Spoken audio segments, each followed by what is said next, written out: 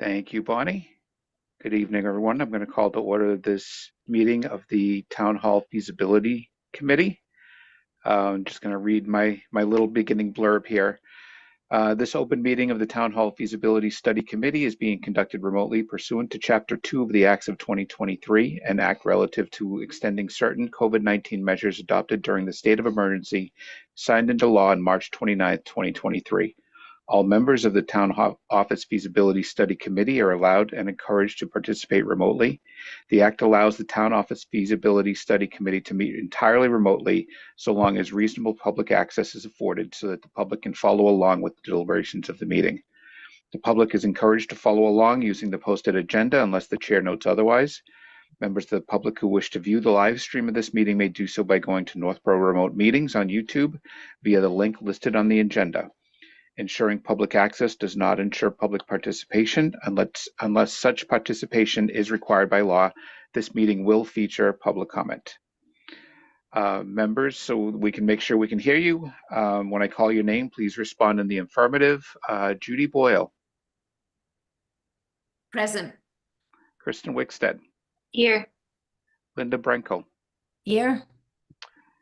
Ashley Davies. Here. Dario Damare. Here. Aaron Hutchins. Here. Thank you. Staff, when I call your name, please respond in the affirmative. Timothy McInerney. McInerney here. McInerney. I'm going to get that right one of these days. Scott Charpentier. Present, Mr. Chairman. And Diane Wackel is here as an attendee. If you'd like to promote her, that would be helpful. Okay. Thank you. Do that.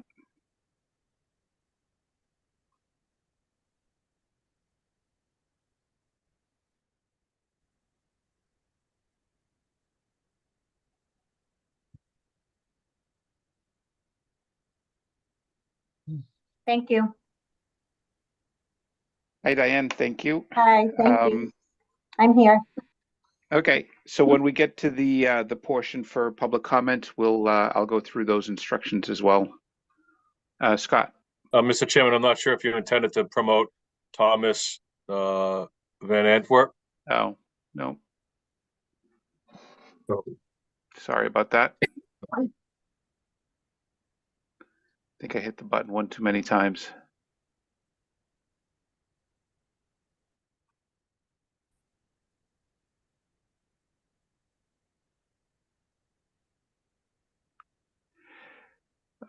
This thing keeps changing on me every time I look at it. I think we have a few folks in here now that might Yeah. not be. I think I sent.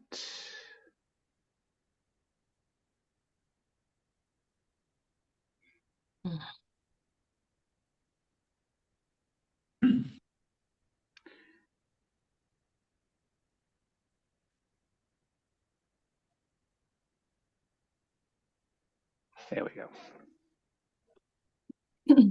Okay. Now that we got the technical issues squared away. Good evening, everyone.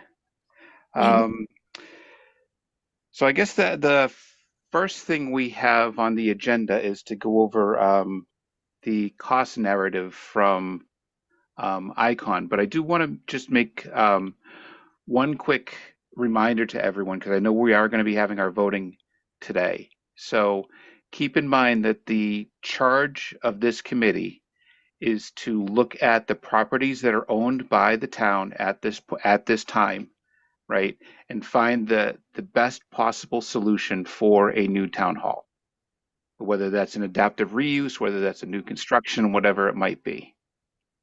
But that is our charge. One of the confusing things we got earlier was we did receive a quote with some cost estimates obtaining another property, which I want to make sure we're all aware that is not what we're charged with. We're charged with only looking at town-owned properties at this point. So with that being said, I will hand it over to ICON. I don't know who's going to be presenting on your side. Hi, Bill. Mark will be doing the presentation. Okay. I have to say, I have incredibly unstable internet, and so I will do my best to start here, but it may be that if this if I get booted, that Ned will take over. I will come back as soon as possible. But Anna, do you have the presentation ready to go? I will say, Mark, sometimes just turning off your video can help as well. So Oh, not that we don't like that's to a see very you, good but point. Right. So we put together just a very few slides here, and we just wanted to, we're going to start by talking about the memo that we released, talking about how renovation and code intersect with one another and how those intersections relate to cost. And then we're going to talk about the order of magnitude costs for the 4 sites. And then we'll talk briefly about what we've seen with other towns. and then leave it all up to you for questions and answers. So Anna, if you could go to the next slide.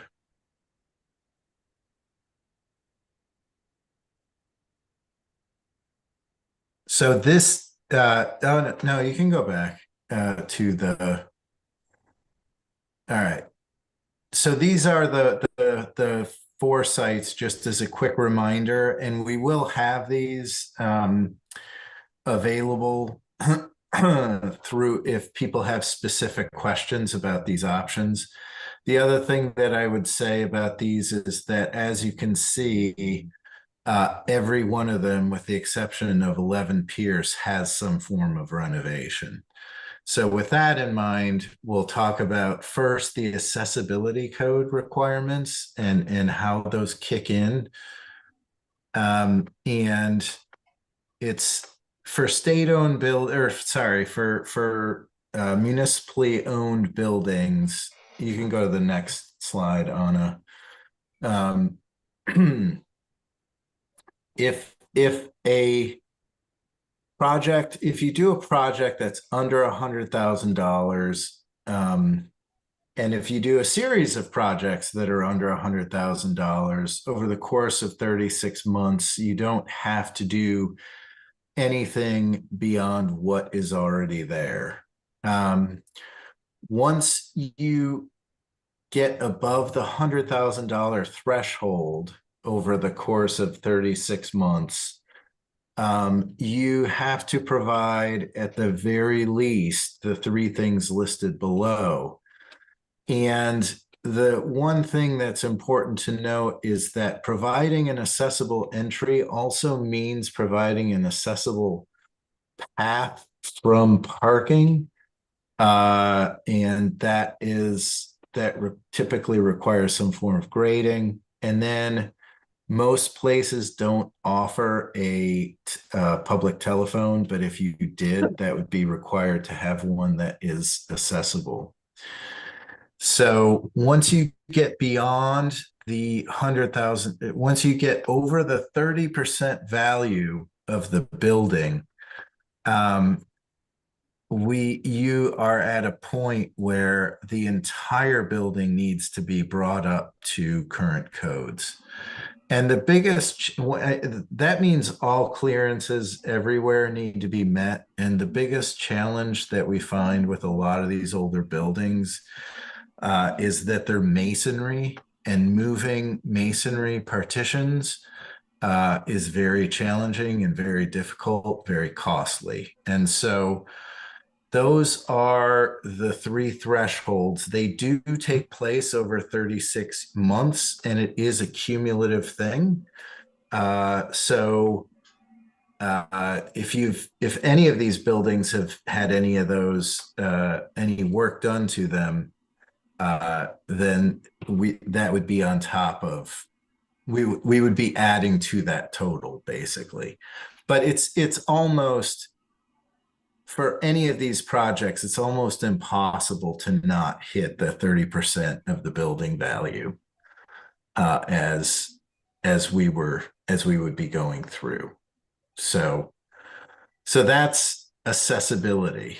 And then when we get to the other codes, Anna, if you could tab to the next page, we kind of get questions in these three groups, and energy has gotten a lot stricter, and that's a good thing. The biggest thing is that for additions to an existing building, the additions are treated as new construction. And so they need to meet stretch code, or if your town has specialized code, they need to meet that. However, the existing buildings, if you alter the envelope in any way, then where you altered it must be changed to meet the current code. But if there are areas that you do not touch the exterior assembly, you don't have to change that code. And so it is a bit, one of the odd things with that is that windows are an exception, or they prove the rule. Either way, windows have to meet the current code, which is kind of an odd thing. You can have windows go into an entire masonry assembly, but those windows have to meet current energy code. Mark Ashley. I see Ashley has her hand up. Yeah, Go ahead, Ashley. Sorry, I don't mean to interrupt. I just wanted to clarify one thing you said while you were talking about the last slide.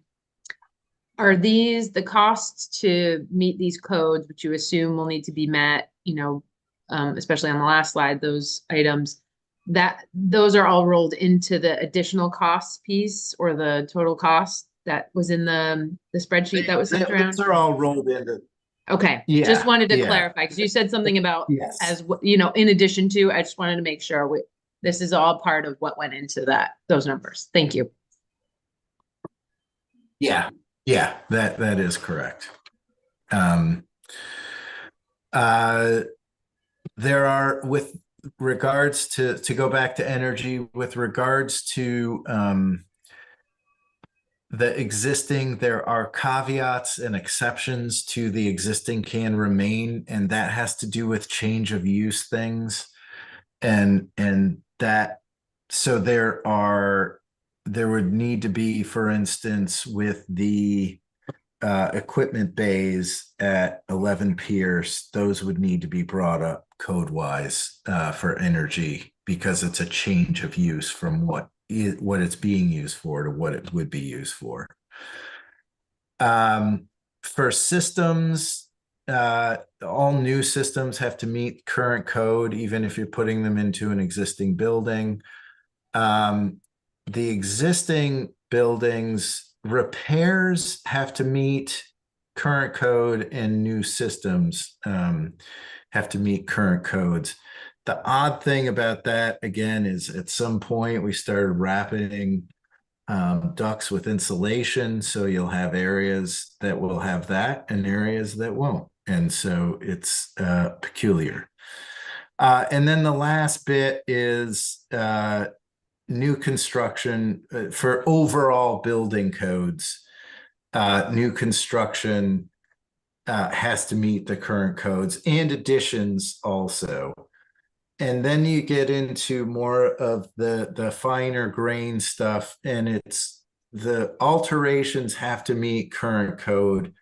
There are paths around them if it's a smaller alteration. There are paths to doing less, but for just about all these options, the scope, we anticipate the scope to be 50%, greater than 50% of the building area. And because when you get to that point, you're looking at structural upgrades, which needs seismic, and that is and then you're also looking at providing new fire protection systems as well. in general, you're close to, when you're at a level 3 alteration, you're close to just bringing everything up to code, and that again has costs attached to it. But as Ashley asked, those costs are carried into it within the order of magnitude table. Yep. Dario? Thank you. Yeah, I had just one quick question on the windows. We're doing a fair amount of historic preservation, and sometimes if the windows are historic in shape and configuration, we don't have to bring them up to the energy code. Is that That's not yep, true? that's true. Okay. And the only one we No, would that's have in case 100% like, correct. As a matter of fact, yeah, my only point was White Cliffs in the existing building. When you have all those cool, crazy windows, we're not gonna be sitting there trying to put in triple pane glass. that is 100% correct. Yes, Thank as a matter of fact, there are exceptions for historic buildings in general if they are registered, such as White Cliffs. That there are. It's kind of a do your best situation with those buildings. Thank you. So those are, yeah. So those are kind of the things that we look at when we're asked about how do codes kick in and how do they work with the building cost. So that's that. And do I have any other questions on code, either accessibility or building and energy? I see Judy has her hand up. Thank you, Bill. I see an asterisk under new building, to the right of the first line. Do we need to know anything from indicated by that asterisk? The bottom of the screen, alterations must. The energy so alterations, because they're with a level 2 alteration, there are exceptions and paths where you can get out of code of meeting the code. But when you get to a level 3, you're typically, which is what all of these will be, all of these renovations will be a level 3 alteration. At that point, you have to meet the code. So I'm saying, I'm giving the caveat, but unfortunately the caveat won't apply to any of these projects. Okay, thank you. Linda. Yep. Yeah, just want to confirm what I think I heard you say, which is the cost to do these, to bring things to code or to construct according to code are reflected in the order of magnitude columns in the table provided. Is that right? That is correct. Yes. Okay, thank you. Okay. Any other And questions before we move forward? so are there any other questions on the codes?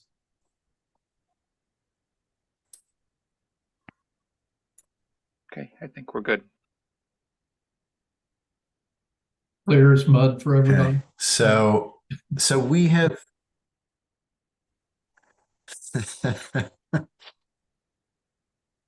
we have grouped these. Oh my gosh. We have grouped these such that we've got Pierce and the options that go with Pierce, 4 West Main and those options, 63 Main, and then the White Cliffs and the DPW. And so we have provided the square footage. Our estimator has provided the range per cost per square foot. And then we have provided the preliminary subtotals. So for every one of those, that's purely a construction cost. if we haven't explained the soft costs, it's all of the things listed there, an owner's project manager. There will be testing that will be required, furniture and fixtures and equipment, technology, the design team fees, commissioning, all of that stuff gets rolled into soft costs. And so that typically right now our estimators is recommending that we use 25% to cover all that stuff. That and then so then we've rounded that number to get to the nearest $100,000. And that is total project cost. However, there is still scope that's outside of that cost. And what we're showing there is for most of these, it's abatement. However, with White Cliffs, it's also we're putting in the renovation cost for White Cliff at that point. And we have the other thing we did with both White Cliffs and the hazmat is we've taken those numbers and we have extrapolated them to date to FY $25.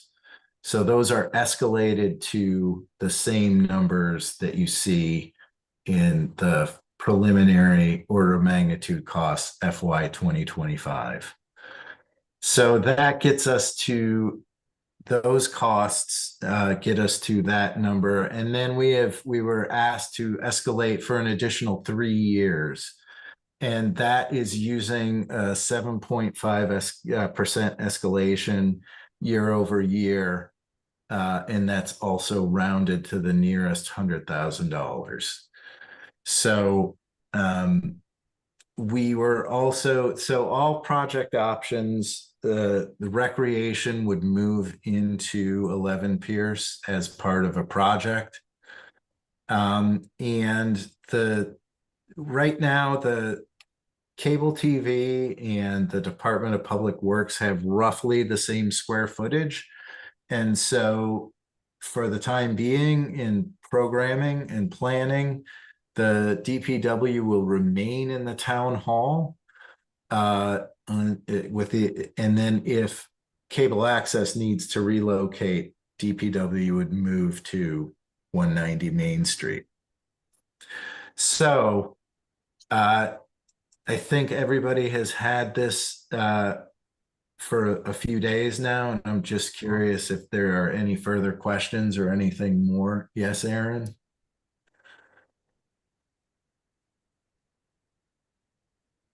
My question relates to the Recreation Department. If it is not kept at 11 Pierce, what would be the additional dollar amount added to the other buildings?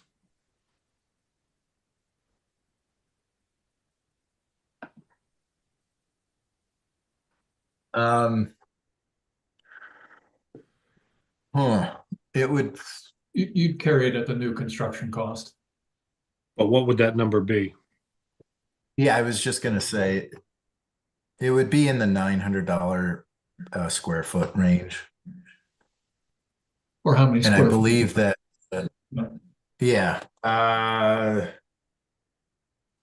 believe that program came in at eight or nine, or yeah, I think it's, let's say 8,500 square feet. So you're Okay. looking at construction cost only at 7.6 million. And then we'd have to, it would be about 9.5 million. Yeah. 9.5 with 9.5 added to the other buildings. 9.5 million. Okay, Yes. thank you. Linda. I just wonder which of the other buildings would lend themselves to having recreation there in terms of space? Would it be possible at any location? It's possible at White Cliffs. White Cliffs has a large enough site to include a recreation building. And maybe the new construction at 63 Main. Would that one have enough? New Possible, construction but at you're gonna be- 63 Main. You'd be It squeezing. would be challenging the, Sorry, Mark. yeah.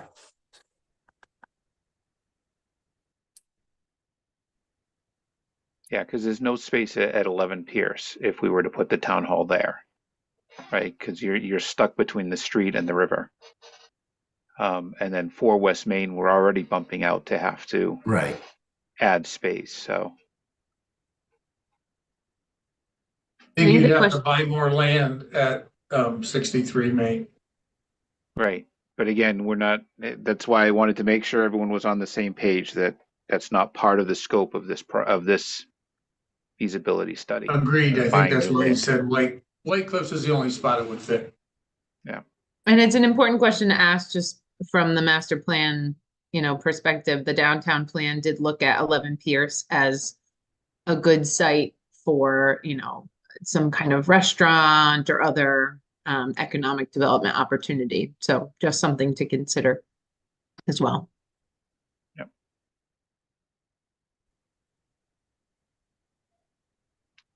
Great, thank you. Aaron, you got your hand up again?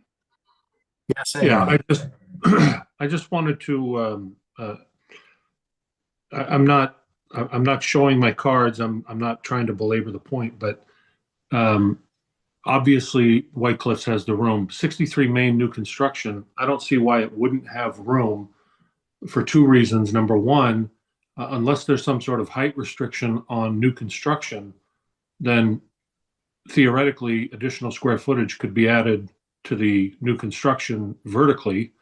And I know that we had talked about a gym space for Pierce Street with the recreation department, but we don't necessarily have to contemplate a gym in the new town hall, whether it's at White Cliffs or 63 Main, because the schools certainly have plenty of gym space available currently. So anyway, I just throw that out there. Unless I'm way off base, it seems to So me the like one- it is possible. Yeah, the one thing is that the downtown, I don't remember the name of the zone. It caps building heights at 45 feet. And for new steel construction, which is what we would recommend there's a couple things. To get the square footage on and keep the 66 spaces, we would need to have 3 stories. And so that gets us to where typically we are we like to, for steel construction, we like to have 15-foot floor to floor. So that does cap the height, and the area would be slightly smaller than what is currently there. But the challenge is that we're needing to add an additional 8,000 square feet. And so if you're not concerned about a gym, then yes, it's possible.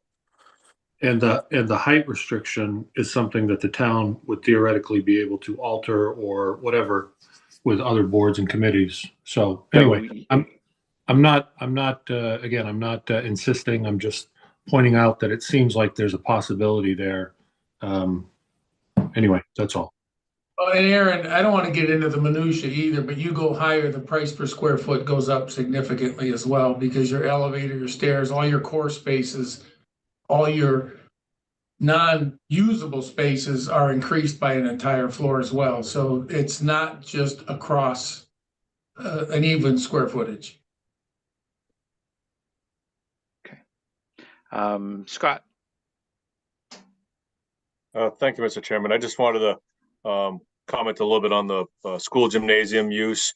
And the gymnasium at the town hall is used throughout the day, regular school days. So in order to maintain the same level of service provided to the community, the school gymnasium use would not be an option. It would require substantial reduction in programming for the rec department. I was just gonna say the same thing, Scott. They do a lot. They do a lot there for the community. Thank you. Linda? I just wonder how many square feet recreation would be without the gym. Without the gym, I think it would be about 2,500 square feet. Okay. So that cost would be closer to 2 million than 9. Thank you. Okay. Any other member questions?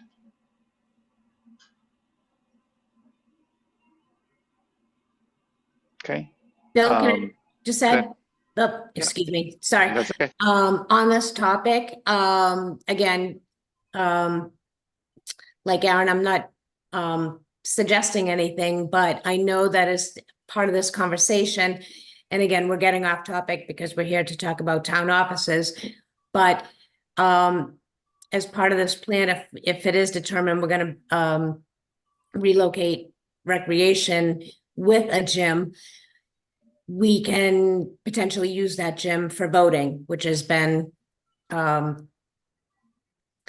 of mind, you know, in order to not have to close the schools for voting. So just kind of something to think about. Yep. That's definitely something to definitely keep in mind when we're trying to choose one of these. I do apologize. I'm gonna have to hop off and restart my computer. This connection, I'm not able to hear everything. So I will be back hopefully within 3 minutes. I Okay. apologize. That's okay. So if there's no other member comments, I will go ahead and we'll open this up to the public.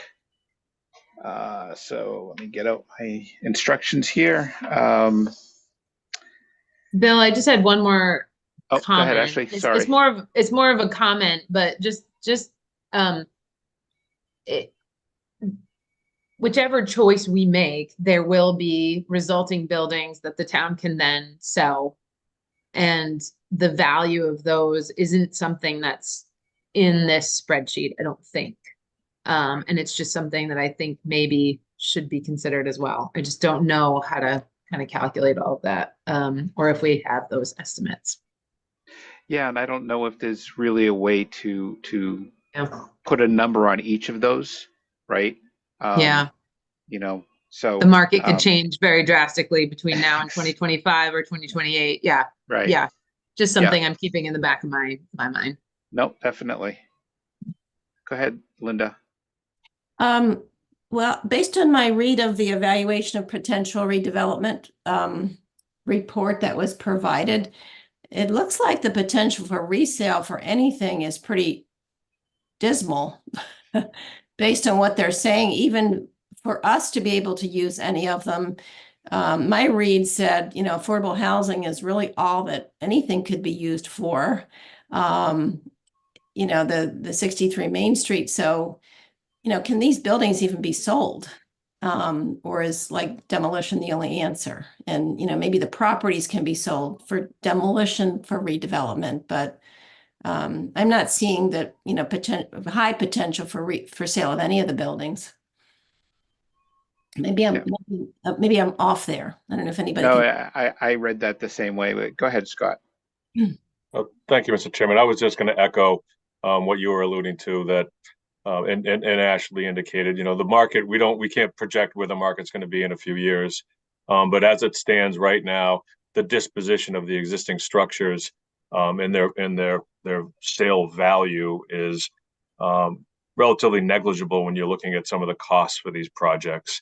You know, if you were to obtain a couple $100,000 for a building, and we're talking about, you know, 36 at White Cliffs, that really isn't worthy of consideration when you're deciding on a location. And we went back and forth with the real estate consultant and Icon with a lot of commentary, a lot of discussion, and, you know, please reevaluate and the real estate expert is confident in the evaluation he provided.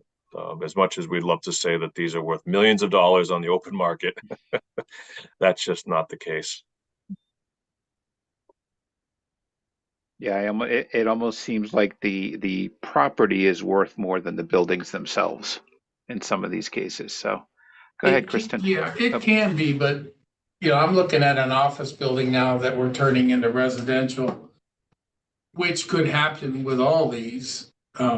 The existing fire station is pretty much up to code. So you put a brewery or something in there, that's going to be real valuable to that person. That one wouldn't be as appropriate, say, for housing. But waterfront property next to a downtown, just the dirt there's got to be worth something for anybody wanting the amenity and the access. That's the whole location thing. right. But White Cliffs is pretty useless because it's historic and you're carrying the burden of having to fix it up. So and I know because when we tried to sell it, I think we even had to pay people, never mind not get anything for it. They'll give us $1 plus we have to give them a bunch of money. So that would be kind of the worst one to hang on to. But the existing town hall, it was a school. It could be a school again, a different type of school. We're doing one right now in Dana Hall, renovating that. And actually, we just cut the ribbon on it. So that's able to be reused in a decent way. For West Main, it could be used for retail below and residential above without going crazy on cost because you would use almost everything that's there the way it is. When we go in and completely gut it, then all those codes kick in. And everything has to come up to current code, which makes them a lot more difficult to use. So anyway, that's because we're doing it all over the state right now. A lot of adaptive reuse. Yep. Go ahead, Kristen.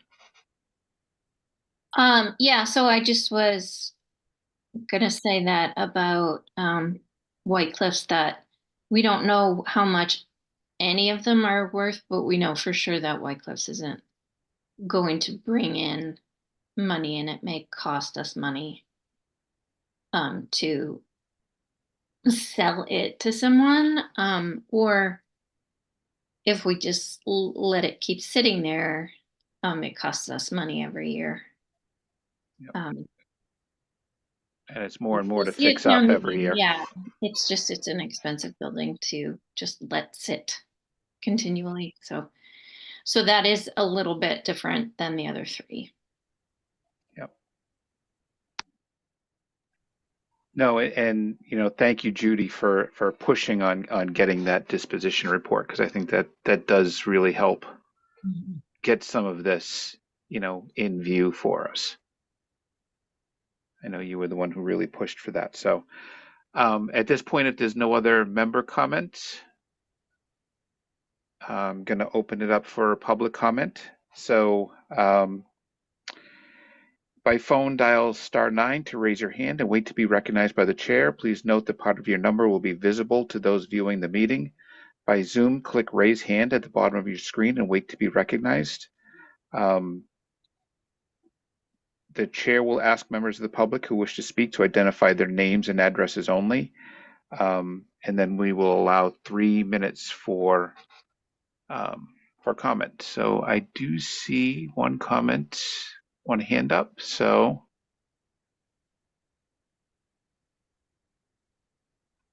Thomas, Hello. can you hear us? Yes, sir. Oh, yeah. So, well, I'm Thomas Van Antwerp. I'm at 22 Brewer Street. I'm a Northborough resident since 2004.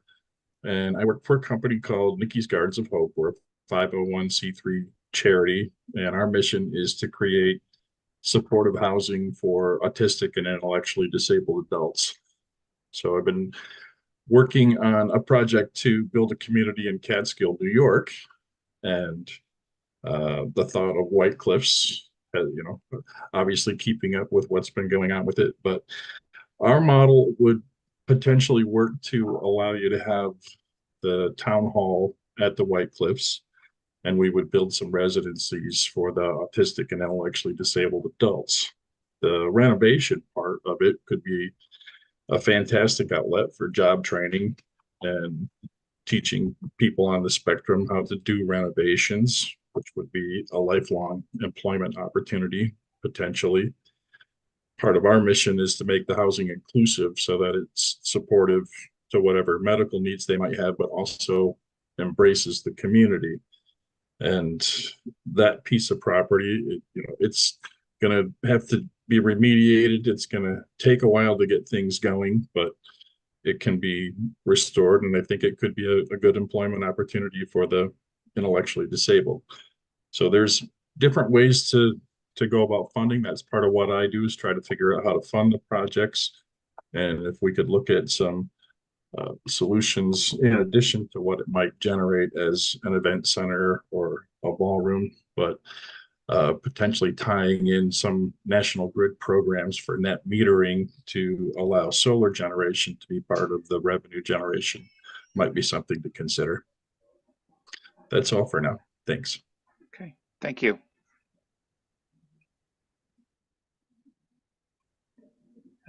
Any other comments?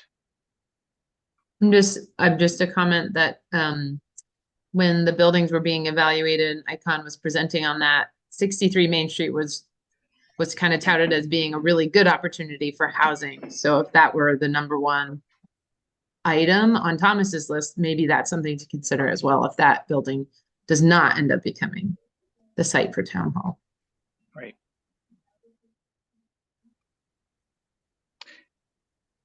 Yep. Okay, one last ask for any public comment.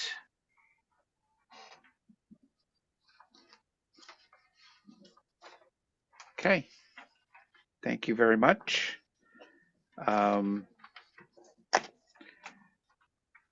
So at this point, I guess, does everybody have their, so I was trying to figure out how to do, I don't know if you, oh, Linda, go ahead.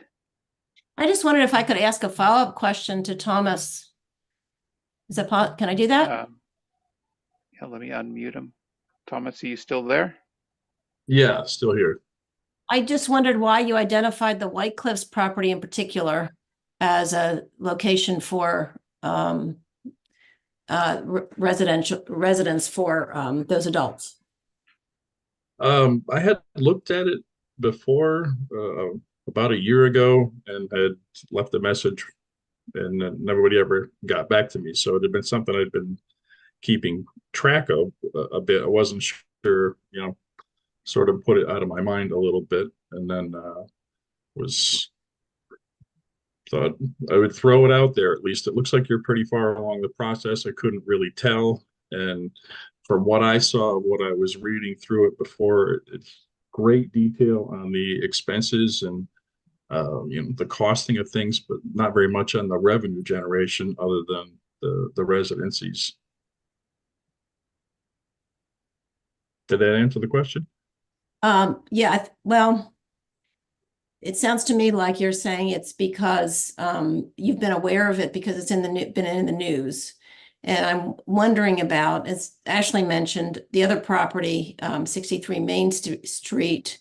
Is that something that could be considered in your context? It could be. So one of the things I consistently run into is it's hard for a not-for-profit until you have a property to talk about, to work with, then it gets easier to fund things. So, Right. This represents a sort of low threshold to owning it, but a big expense for remediation. But if we have all the dots connected on how it worked, then I can get lenders that are interested in it. Okay, thank you. Thank you.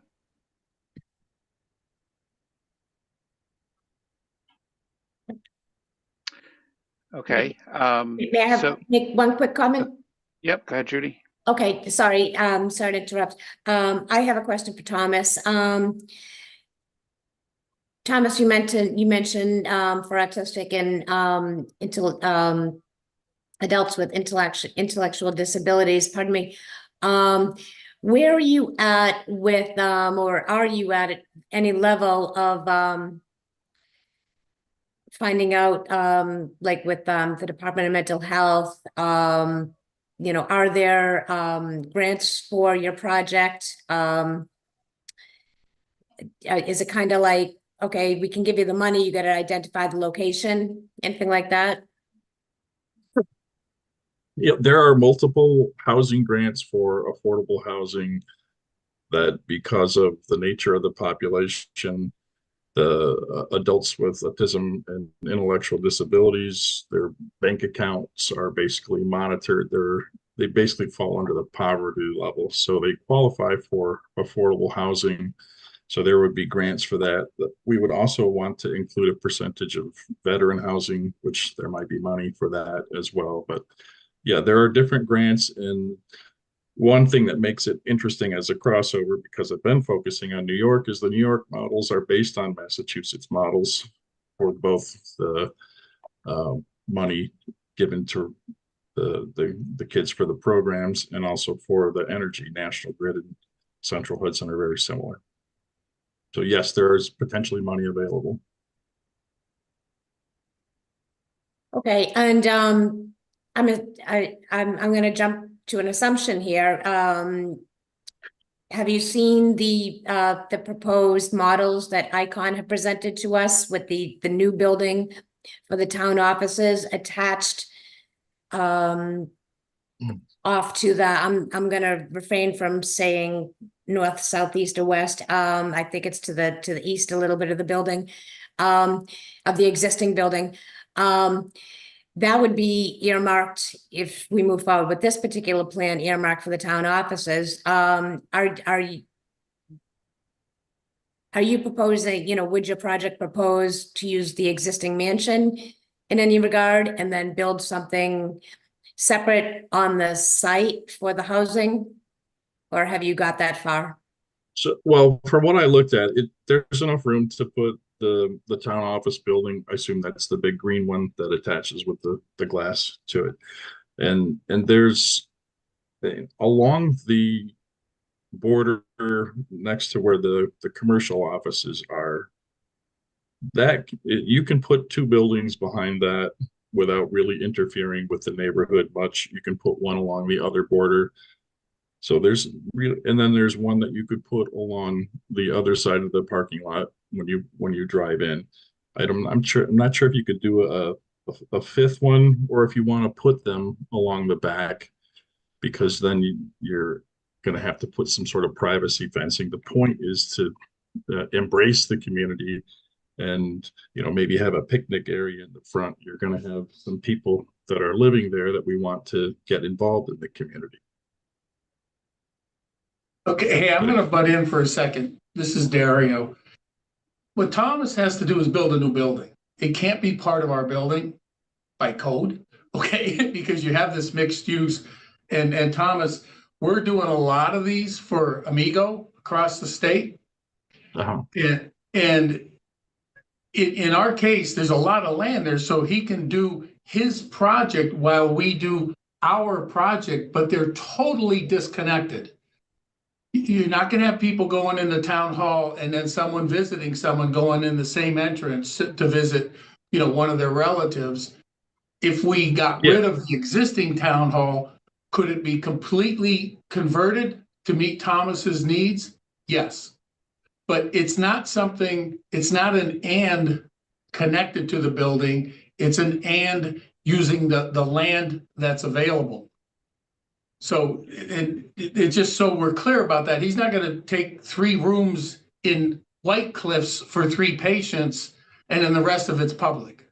It just doesn't work that way. Right. I do want to bring up a couple other things. One, when we initially went through a couple of years ago to try to sell White Cliffs, we had 3 proposals. One of those proposals actually went through and had enough information for us to be able to move forward, and that was for housing. And there was a large, the community was not for that. And the reasons that they gave was because that intersection is already difficult as is.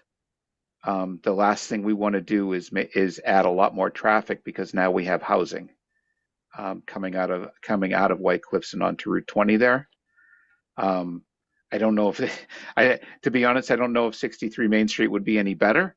But that was the original sentiment and why that didn't move forward at that point. So, and to Dario's point, that's a completely separate project. We really need to stay on track here and make sure that, we are looking at town hall. We're not looking at additional housing, additional buildings, anything else like that. This is the town hall feasibility study. So we need to really reel it back a little bit on this. I appreciate, Thomas, what you're saying. And there's another facility, I think, right over the line in Berlin, right down the street from my house. And I think they do amazing work. But we really need to reel this in a little bit, I think. Thank you, though. Go ahead, Tim.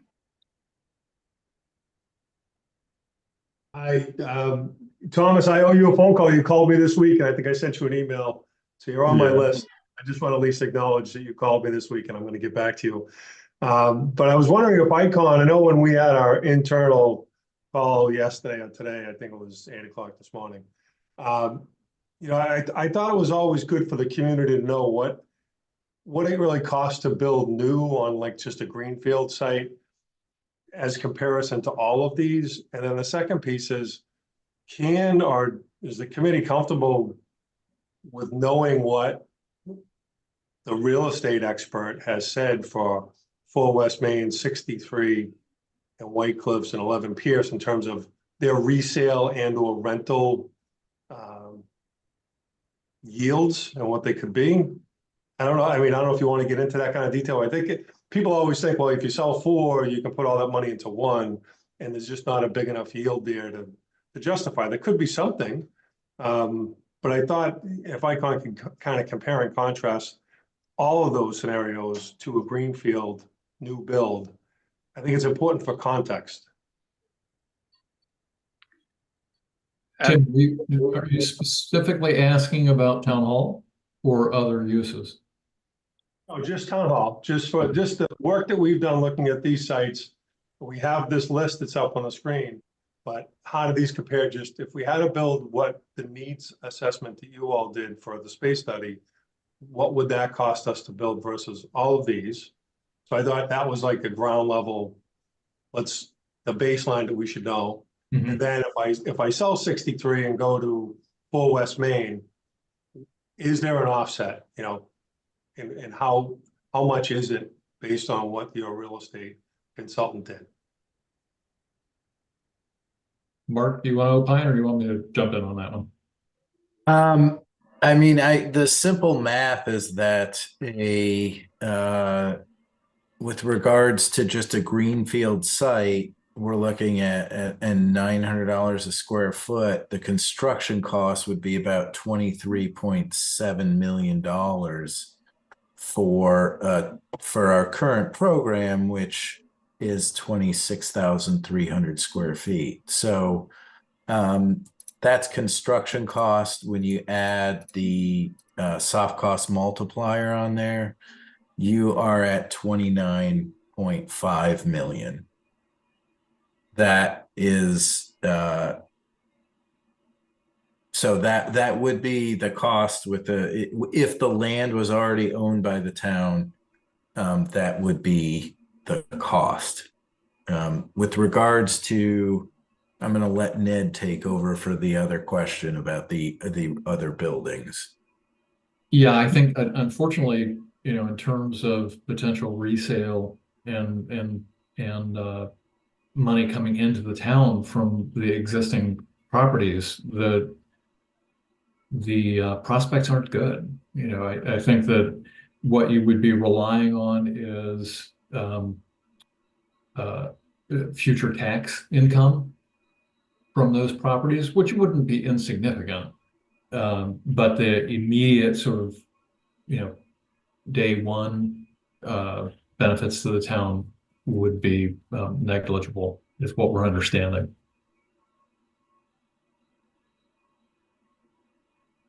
All current, the buildings you looked at, we have the same answer for each. Yes.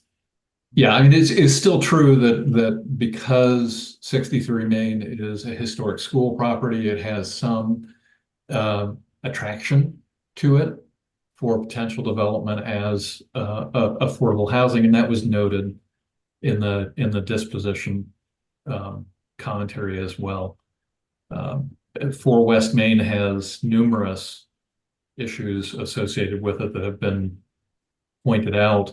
Although interestingly, the real estate consultant felt like it was in the town's best interest to keep control of that property so that you could really determine what goes in there, which seems to make sense with the downtown master plan as well.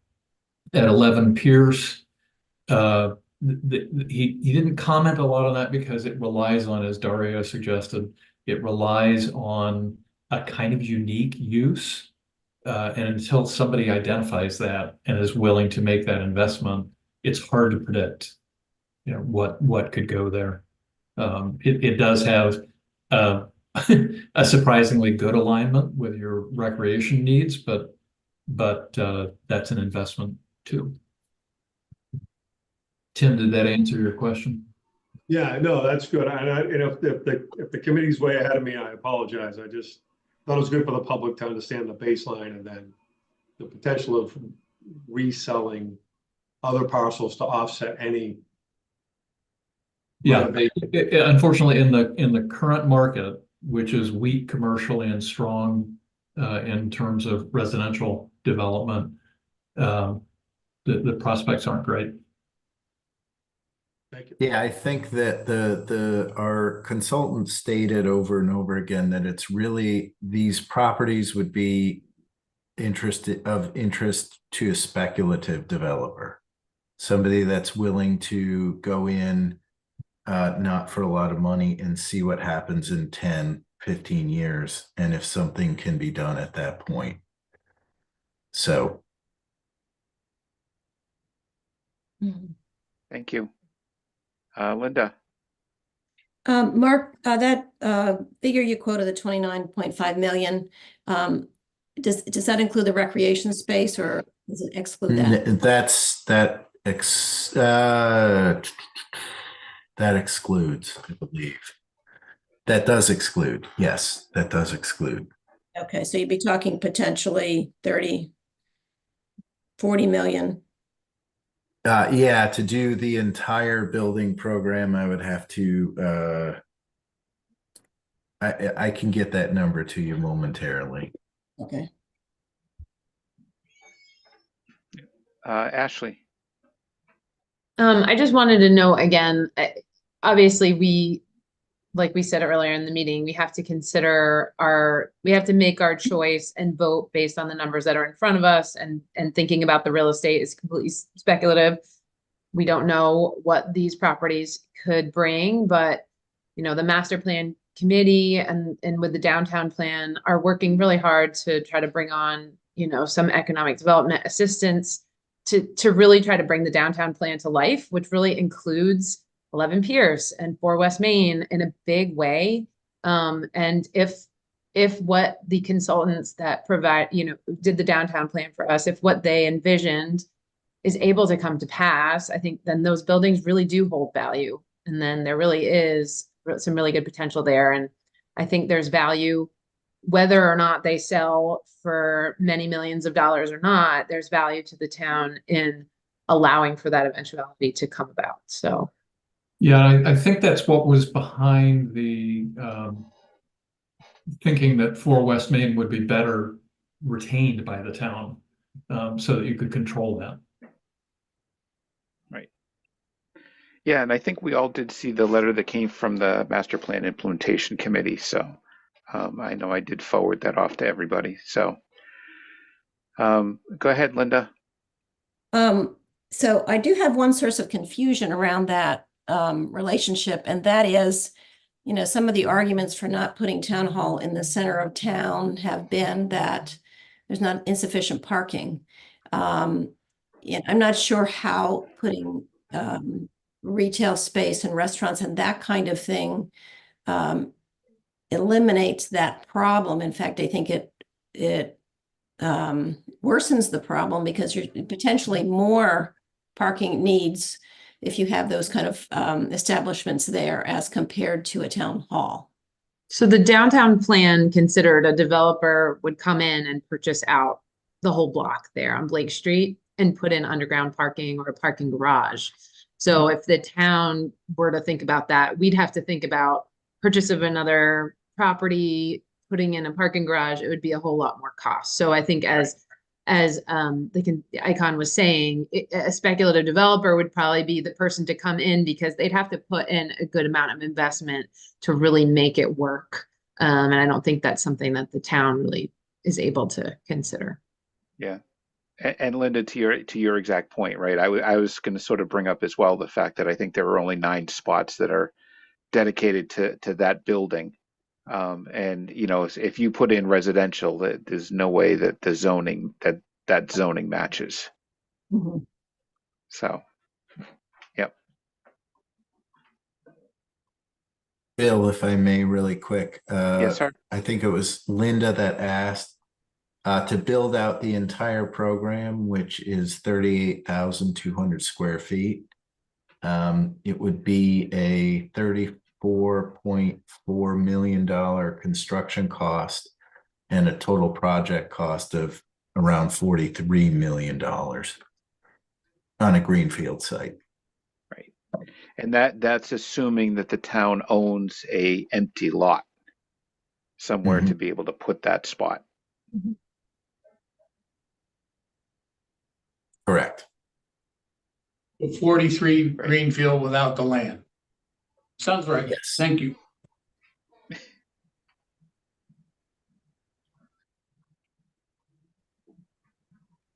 Okay. I will open it up for one last round if anyone has any questions. Well, Again, I'll tell star you, nine. if you guys want, this is Dario. I spent a lot of time making a list of pluses and minuses, and if you want me to go through them, I will, but I tried to figure it all out with some of the parameters we've discussed, some of it we haven't. But as I went through all of them, it kind of started to make sense. And I'd like to share that. So I'll be as quick as I can. And I'll start with 4 West Main, you know, kind of my positives and negatives, what I saw. I like that it's in the downtown. That was a positive. An adaptive reuse, which I think is really good if we're trying to do the right thing and be green. Reusing a building is always better than knocking it down. It doesn't, 4 West Main and 11 Pierce don't meet the Master Plan Implementation Committee goals. So that was huge with me as well, just understanding that when they sent that in, they would prefer 63 Main or White Cliffs. The biggest negative about 4 West Main is it doesn't meet the program. So we have to add on. And the minute a building doesn't meet the program, I'm on to the next building. It's like we want to have an Olympic pool. It should be 50 meters. The lot's not big enough. So we'll put in a 40-meter pool because that's as close as we can get. It just doesn't work. So if it doesn't meet the program, it doesn't without us buying more land, which was not one of our options. So if we did use the land we had, it destroyed Blake Street. And then we had some ancillary things where voting, it wasn't part of the program, but it came up enough where it wouldn't be able to be used for voting. And the existing building is difficult to utilize energy-wise. And now it may not be, because I think we do have to bring everything up to code, so that won't be a negative. And it could be great for resale or reuse for something more appropriate to the downtown that's more in line with the master plan implementation committee's 2-year project. 11 Pierce, to me, it was awesome because it's on the river. We keep ignoring that, but riverfront property is priceless. So you could put something really cool there and at least embrace or take views of the river. The program fits, which was a positive. That would be a whole new building. So it would be very green in all of its operations. And then the negative is the parking didn't work. Again, master plan implementation committee didn't want it there. The adaptive reuse goes away, so it becomes a real negative on the green end. It didn't work for the voting. And to me, that could be our most valuable property for resale, whether it's or reuse, whether it's a gym or a microbrewery or something kind of cool that wants access to the river and to the town, because that's a really cool piece of property if you're a developer. And then 63 Main, the program fits, which was great. The parking works. That was great. It fits with the master plan implementation committee stuff.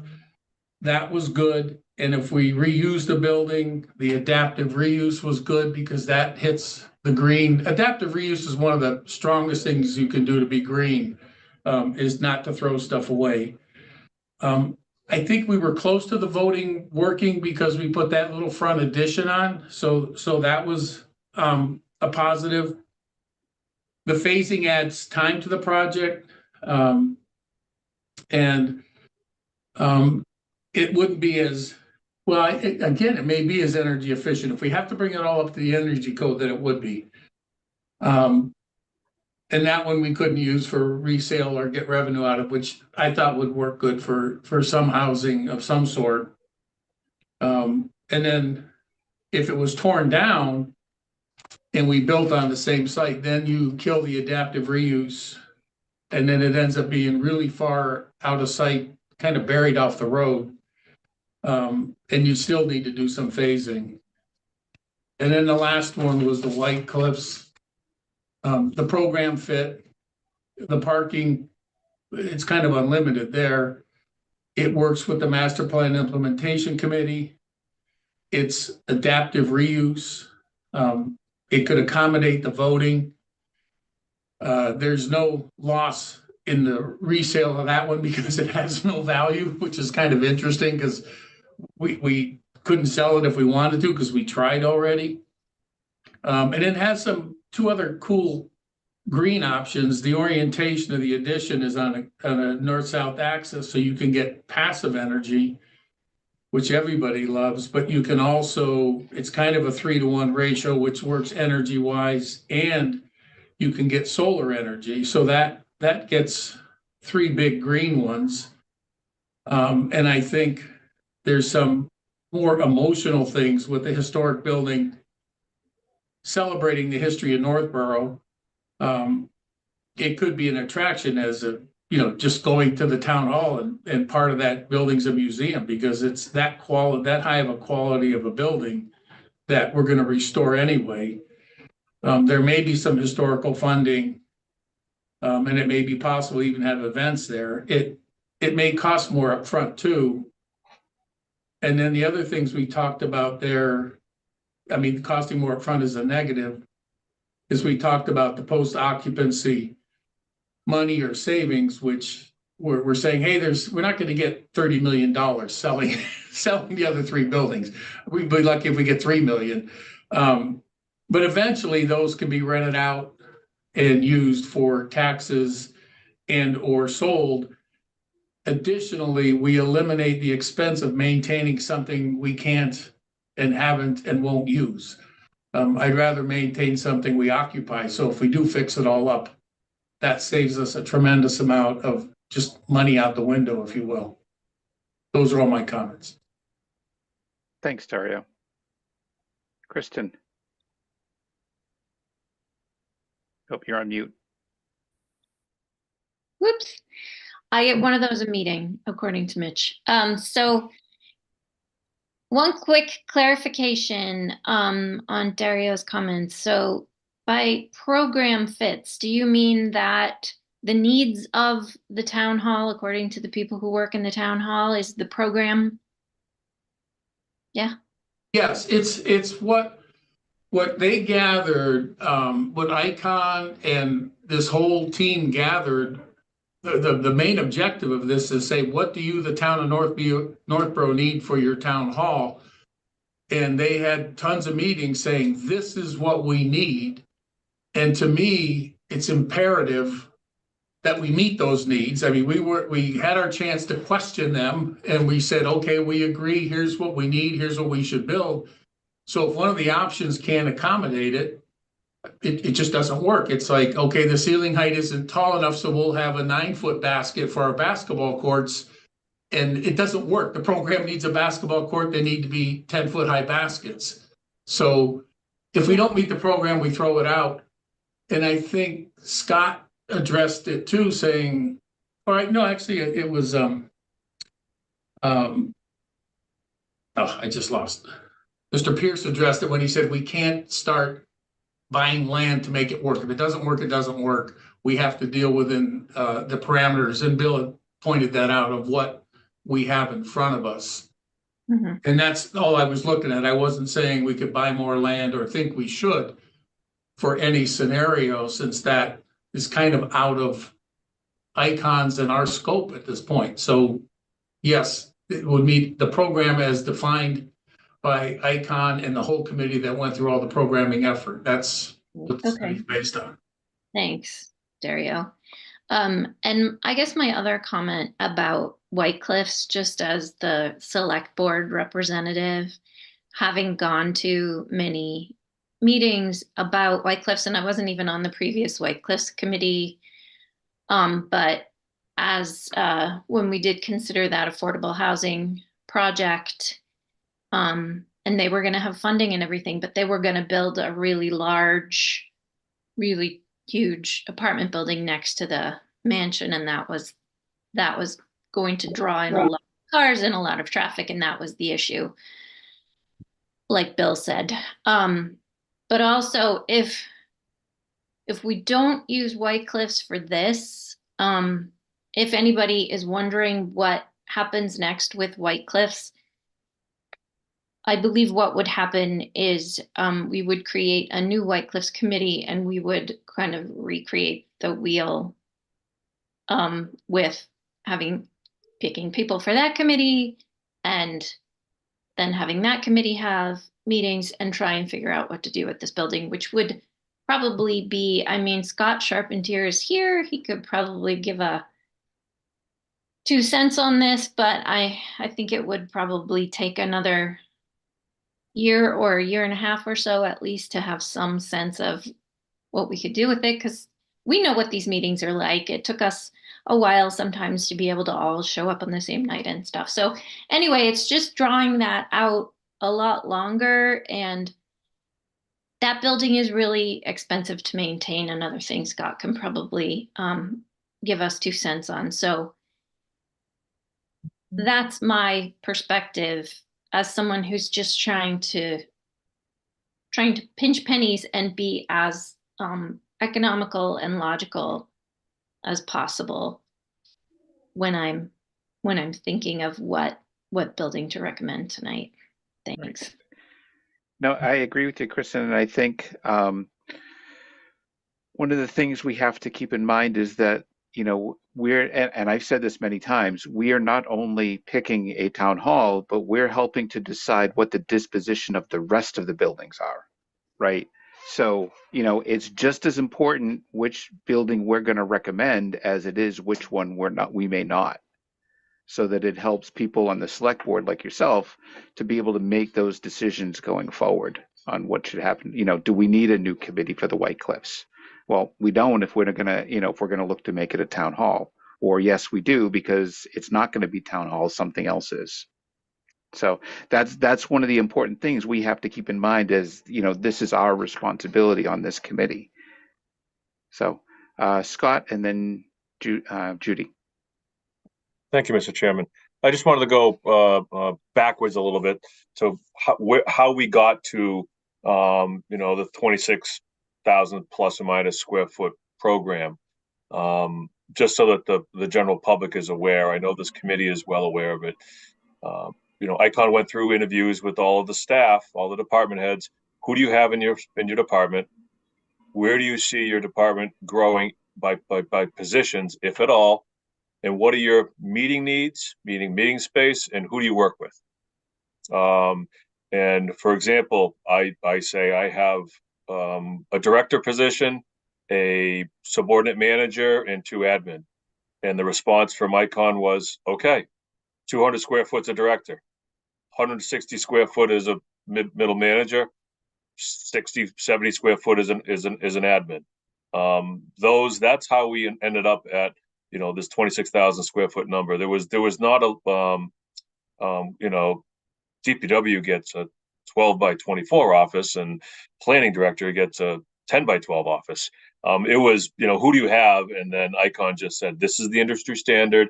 This is what we're going with.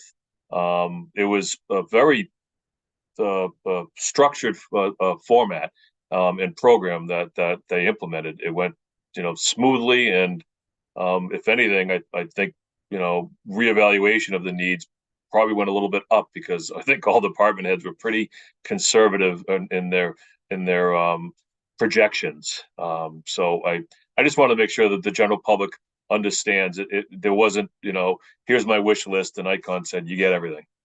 Just to clarify. Thank you, Scott. Judy.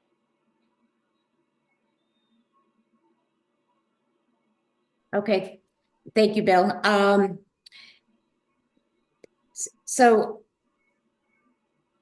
as a resident and a member of this committee, or probably a resident first, I always try to look at the big picture. We know nothing's going to happen today. So we need to have the foresight. Well, I'll speak for myself. I try to have foresight. Let what can be accomplished in 5 years or whatnot. So rather than just, continue to put a Band-Aid on the problem, plan for the future and what is, the best for the greater good of our community. Right now, we have several buildings that have no value, but we can turn that around as a town. One of the common threads is the shortage of parking. Ashley, thank you for your work on the MPIC. You have some proposals. The MPIC is working incredibly hard to respond to the community's request. What do we want to see? And at some point, we need to make some decisions to try to, plan for the prosperity of this community. You have to spend money to make money. And again, how do you get the money? That's going to take time. I get it. But some decisions need to be made, make the decisions, and then things will start rolling. Hopefully someday we'll see the fruition, all of our ideas will come to fruition and all these buildings will be extremely valuable. So,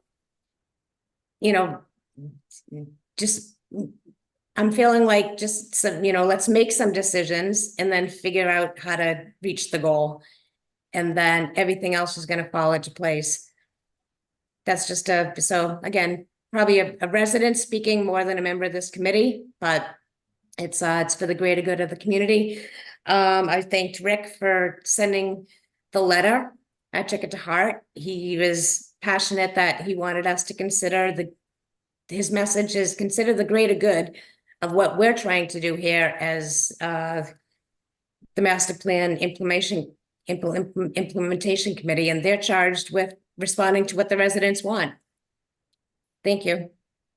Thanks, Judy. Linda. Ashley, I wonder if you could comment on how use of 11 Pierce Street for recreation would be viewed in the context of the master plan. I mean, we didn't discuss it, you know, we really didn't discuss it in our last meeting, so I can't speak for the committee, but if the feelings are the same, I mean, we did discuss it a little bit, sorry, we did discuss it a little bit just in the fact that 11 Pierce and 4 West Main are both sites that are part of a vision for the downtown that involves economic development. So having town offices there was contrary to that vision. So if you think of it that way, then having recreation there at 11 Pierce would likely be contrary to that vision as well.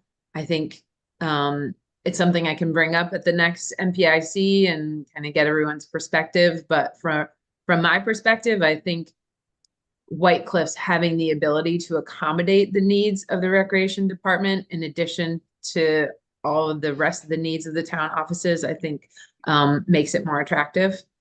Because if 11 Pierce is something that we should reserve for some sort of business use, then, you know, we have the opportunity to give recreation everything they need at the White Cliff site. Thank you. Thanks, Ashley. Thanks, Linda. So at this point, I'm going to open it up one last time for public comment because we haven't officially closed that. So this will be last chance, and then we will close public comment, and then we'll move on. Going once, twice. Okay, so we are going to close public comment at this time.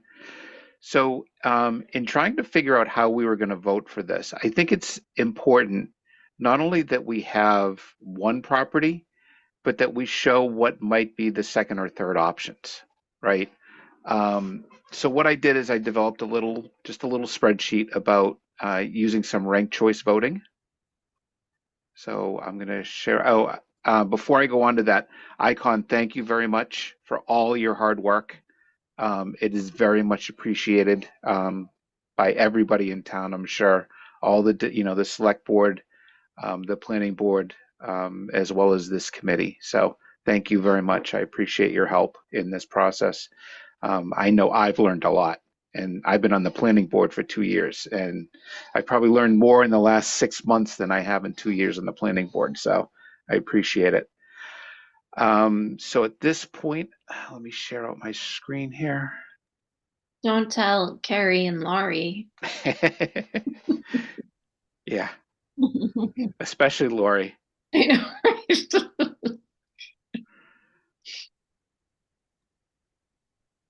Okay, let me know if everyone can see my screen here. Yep. So I did this over the weekend, real super simple. Each member has a spot underneath a separate sheet for voting. We'll make a choice, right? What's your first choice? What's your second? And so on. And then if we go over to the total, those totals will show up here. So the lowest number is going to be the one that's decided. Does that make sense for everybody? So we're going to ask for your first, second, third, fourth, fifth, and sixth. There are 6 options. Can we just be 100% clear what the 2 that have option 1 and 2, what the option 1 and 2 are? Will you just read those to us? Sure. Let me do this. Let me go to the total,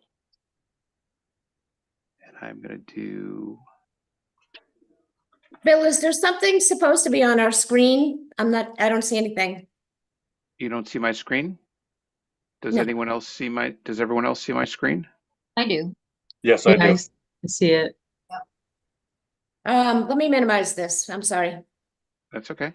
Oh, okay, I do. Sorry. Okay, no problem. Are you going to email this or what? No, we're going to do it right here.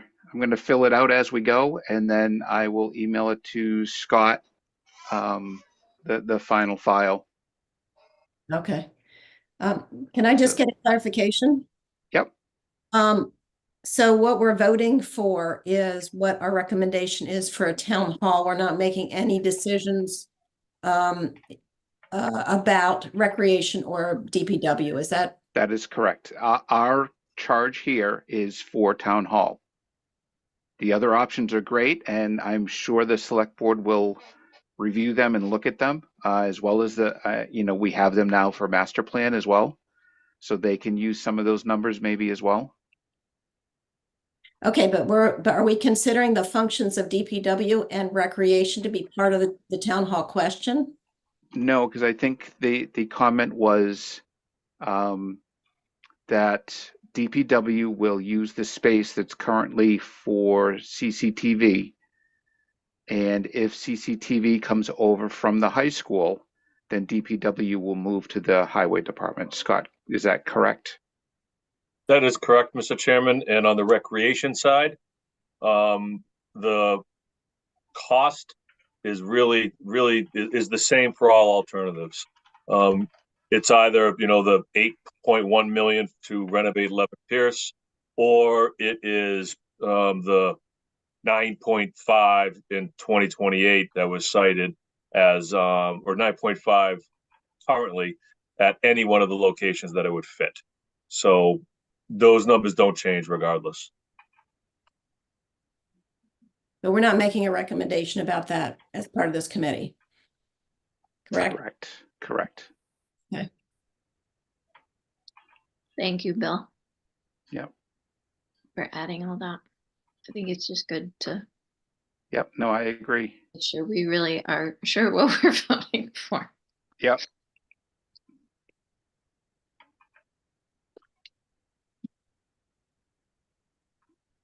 Okay. So does anyone want to volunteer to go first, or otherwise I'll just go right across the bottom sheets here? Okay. I guess we'll go right through the bottom sheets. So Linda, what is your first option? 167 Main. Okay. Second is new construction at 63. Third is reuse of 63. Fourth is Pierce. Fifth is add-on to West Main, and sixth is reuse of 4 West Main. Okay. Is that correct? What you Yes. see on the screen? Thank you. Kristen. Okay, my number 1 is 167 Main also. And then my number 2 would be reuse of 63 Main. And number 3 would be new construction at 63 Main. And then number 4 would be I guess Pierce Street. And then the other 2 just fill them in 5 and 6. Like, I don't think it should be either one, so. Okay. Is that your vote? Yes, thank you. Thank you. Ashley. Yep, 1 at the bottom and all the way up in order, same. Same as Linda's. Yep.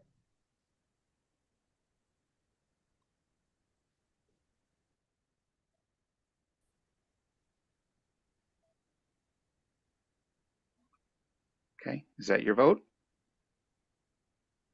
I need to. Yes. Thank you. I just want to make sure that we get it on the record.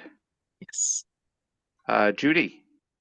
Exactly as Ashley, 1 to 6 up the top, 1 at the bottom, 6 at the top, please. I'm seeing a pattern here. I feel like mine is wrong now. I was just trying to be, There's no right or No, wrong. I know there's no wrong. I just feel like I know it's more expensive, but the reuse is Yep. Dario said it was green. I don't know. Judy, is that your vote? Yes, please. Thank you. Aaron. number 2 at 167, number 1 at option 2 at 63, and the rest are 6. Well, I can't do all 6, but Well, doesn't matter because it doesn't matter. So if I go, I mean, it does actually. Number 3 does matter. well, Do you have a number 3? I don't have a number 3. They're all 6s. I don't foresee town hall being viable in any of those other uses. So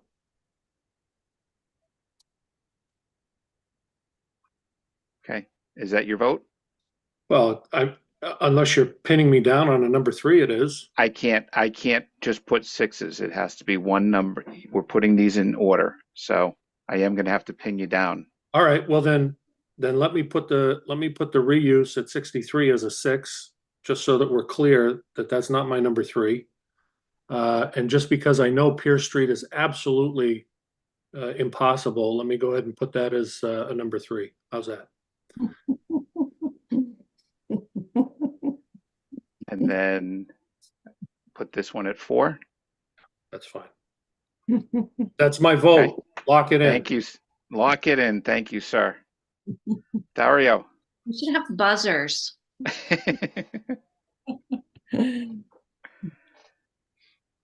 Dario is still with us. Dario, wake up. Sorry, I was on mute. I already told you, and if you didn't hear me, then I can't change that. From the bottom up, Main, 167 Main is number 1. The add-on to 63 Main is number 3. The reuse of 63 Main is number 2. Pierce is 4, and then 6 and 5 on the way up. So 1, 3, 2, 4, 6, 5. Oh God, I'm the same as Kristen. I got to change that. That's Almost. not right. Almost. I think your top 2 are off. All right. Is That's that your good. vote? Yes. Thank you. And I am going to go straight up.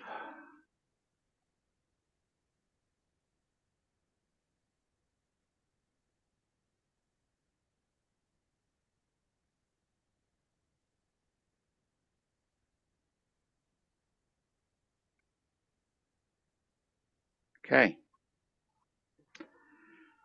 So it looks like White Cliffs is our recommendation. Number 2 is the new construction at 63 Main. Number 3 is the reuse at 63 Main. Goes right up the board. 11 Pierce, add-on, and then reuse of 4 West Main. Right. So with that being said, we are going to work on Tim and Scott. I know we're going to work on getting all this stuff up on the website, so anyone in the public can view it going forward. We do as a I don't know if you want to do this as a committee. I'm going to leave it up to the committee. We do want to present this to the select board probably after town meeting. I don't think we have to choose a date now. We can choose one over email based on the select board's meeting schedule, but I wanted to check with the rest of the committee. Are you interested in being part of that presentation? My question is whether or not the presentation is going to be that the select board says your top one was 167 Main. Okay, we're going with 167 Main, or whether the select board is going to enter into its own deliberations about whether or not they need to reconsider other properties. So I think we are going to make our recommendation to the select board, but they are not going to choose anything.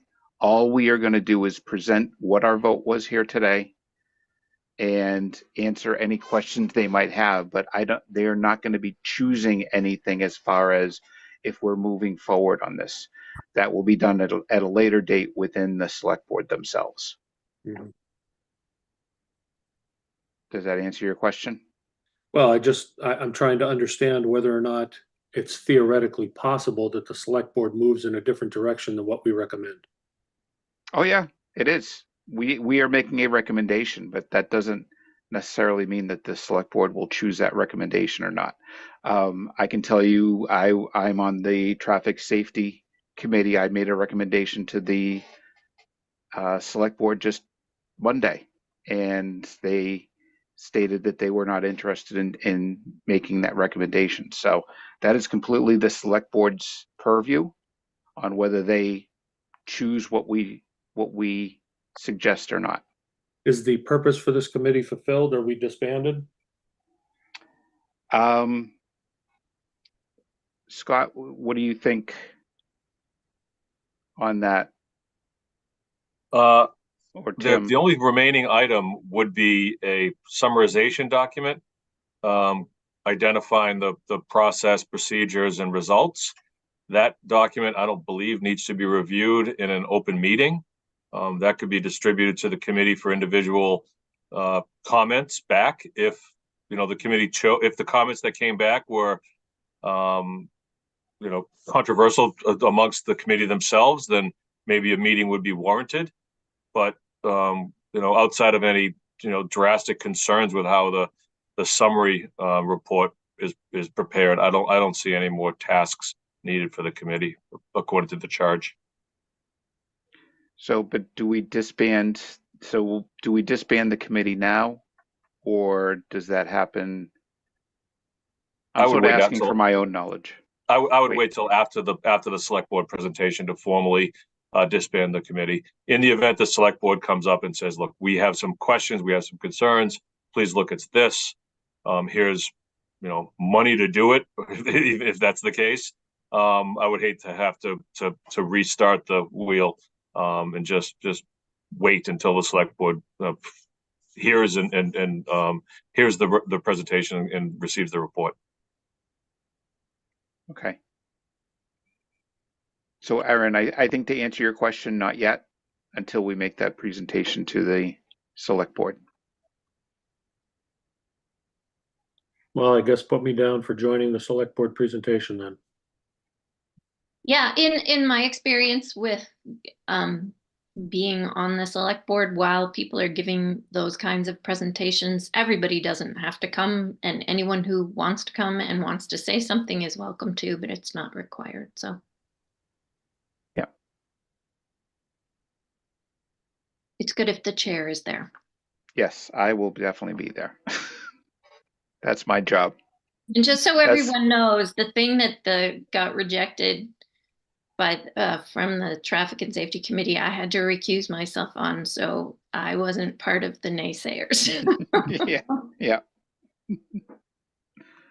Anyway, so yeah. I'll leave it up to all the committee members. If you want to participate, we'll make sure that you have an invite, and you can sit in on that meeting. Bring up any comments to the select board themselves or help answer any questions. So with that said, I guess we will move on to the acceptance of minutes. Did everyone have let me stop sharing my screen so I can actually see everyone here. There, that's better. I think, Icon, if you want to step away, I think we're good. Thank you very much again for your help. You're quite welcome. Thank you. Thank you very, very much. Thank you. Thank you. It was nice to meet you all. Nice meeting you. Bye. Have a good night. Take care. Bye. So we have the February 27th and the March 6th minutes. We'll start with February 27th. Did everyone have a chance to review the minutes? I know there were some amendments. Does anyone have any questions about the minutes? If not, do I have a motion to approve the February 27th, 2024 minutes as amended? I move that we approve them as amended. Thank you. Is there a second? Second. Thank you. Roll call vote. Judy? Aye. Kristen? Aye. Aaron? I'll abstain. I think I authored both or most of those. Linda? Aye. Ashley? Yes. And Dario? Yes. And I'm an aye as well. So next is March 6th as amended. Did everyone have a chance to take a look at the minutes? Any questions? Okay, do I have a motion to approve the March 6th, 2024 minutes as amended? So moved. Second, I'll second. thank you. Roll call vote, Judy, Aye. Kristen, Aye. Aaron, Same. Linda, Aye. Ashley, Abstain. Dario, Aye. and I'm an aye as well. Okay, with that I don't think there's any other business that is going to come in front of this board. Tim and Scott, if we can get all these files and everything up on the website, the sooner the better, that would be great. I know you guys are busy with town meeting and all that preparation, so. Tim, we if do you wanna- could get everybody from this committee those trophies that we give people when they're on committees. When the committee Participation trophy. kidding. Well, I I thought want it mine was at gonna town do a meeting. good. It was gonna be a good April Fool's joke for our new town administrator. Like, what trophies, Diane? Piece of pizza from Venus. We'll just take the tax abatement. Yeah. One excise tax. Take it bill. easy. Yeah. Do I have a motion to adjourn? So So moved. moved. And Second. Okay, roll call vote, Judy, Aye. Kristen, Aye. Aaron, Bye-bye, yes. Linda, Aye. Ashley, Yes. Dario. I'm gonna abstain because I'm gonna miss all you people. I'm sure we'll see you again, All Dario. right, I'll say aye then. Aye. And I'm an aye. Thank you, everyone. Have a good night.